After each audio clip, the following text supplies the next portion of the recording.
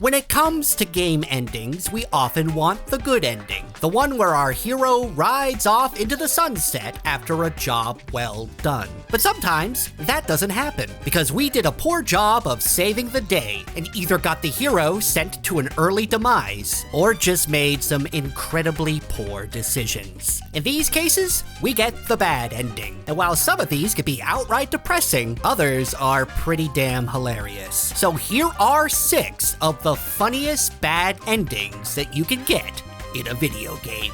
In Banjo-Kazooie, your goal is to rescue Banjo's sister Tootie before she has her beauty stolen away by the evil witch Gruntilda. Of course, you can fail this quest, and if you do, there's a full cutscene that shows you just how badly you screwed up, as you'll witness Gruntilda enter a machine that magically transfers Tootie's beauty to her. This turns Gruntilda into a total green babe, while Tootie emerges as a horrifying monster that's none too pleased with her brother Banjo. But I think my favorite part of this ending is when Mumbo Jumbo shows up, because he's immediately willing to forget all of that bad stuff that she did just to get laid. Yeah, I'm not really sure I trust this weirdo anymore. Mass Effect 2 is often considered to be the best game in the Mass Effect trilogy, and a large part of that is because of the relationships that you form with your crewmates. However, there's one relationship that you probably shouldn't try to form, and that's with the Asari, Morinth.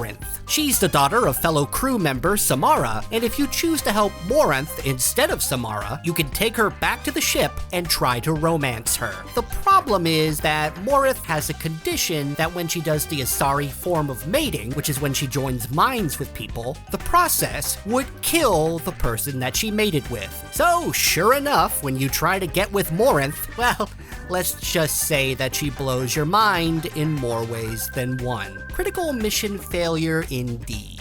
The main quest line of Fallout 3 has you searching for your father, and upon his death, trying to reactivate a water purifier to bring clean water to the capital wasteland. However, the control room to this water purifier has been flooded with radiation, meaning that if you enter the room to fix the purifier, you will die. This is set up to be your ultimate destiny, but there's just one thing. There's a certain super mutant follower named Fox who happens to be completely immune to radiation. So logic would dictate that it makes more sense to send him in there to do the job instead. But Bethesda apparently didn't agree with this notion, as it was not originally an option in the game. It wasn't until the release of the Broken Steel DLC that this choice was added in, but it was done so with an extreme amount of passive aggressiveness from Bethesda, because even though it makes all the sense of the world to send somebody who can't die of radiation poisoning into a room filled with radiation, the new ending paints you as a coward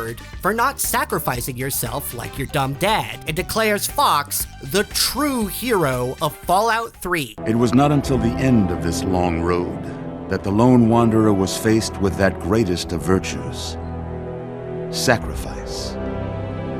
But the child refused to follow the father's selfless example, instead allowing a true hero to venture into the irradiated control chamber of Project Purity. And yeah, I guess Fox should be hailed as a hero too, but the fact that the game calls you out for making the most logical choice and not purposely dying is completely hilarious to me. Who knew that Todd Howard was this petty? Now here's an oldie. In the Sega CD game, Spider-Man vs. the Kingpin, there are a few different endings that you can get. Now the endings themselves aren't anything to write home about, aside from the fact that you can fail to save Mary Jane from burning to death in a vat of acid, which is pretty hardcore. The funny thing about this ending is that even though Kingpin just boiled a woman alive, he seems pretty confident that he's gonna get out on bail that same day. You're wasting these officers' time, Spider-Man. My lawyers will have me out by dinner time. Oh, and it's a shame about the young woman, isn't it? Goodbye, Spider-Man. Kingpin, you just murdered a woman. It's gonna take your lawyers at least a week to get you out of there. Now, this one's more of a funny death scene than it is an ending, but isn't death the truest ending of all? Wait, that is way too existential for a dumb YouTube video. Let me dial that back a bit. In Tomb Raider Anniversary, there is a statue of King Midas that you can find. And if you remember the story of King Midas, everything he touched turned to gold. So, sure enough, if you have Lara step into the hand of the Midas statue, she will turn into a gold statue. And that face she makes, that's pretty funny. However, I would argue that the original version of this death is even funnier.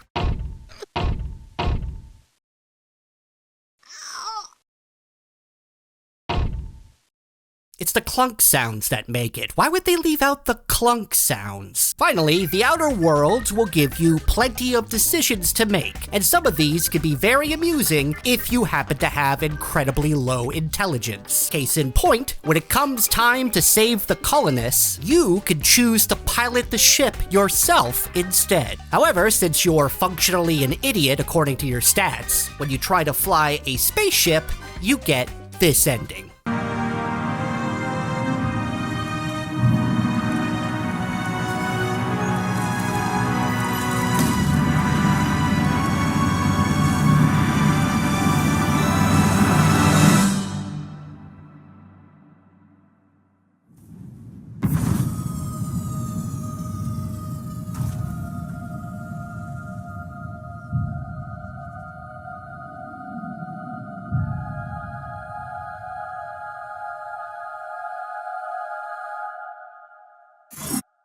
Yep, that's it. You just fly right into a sun, followed by an abrupt cut to credits. So I suppose the lesson here is that stupid people shouldn't drive. A moral that I wish applied to most people on the roads these days.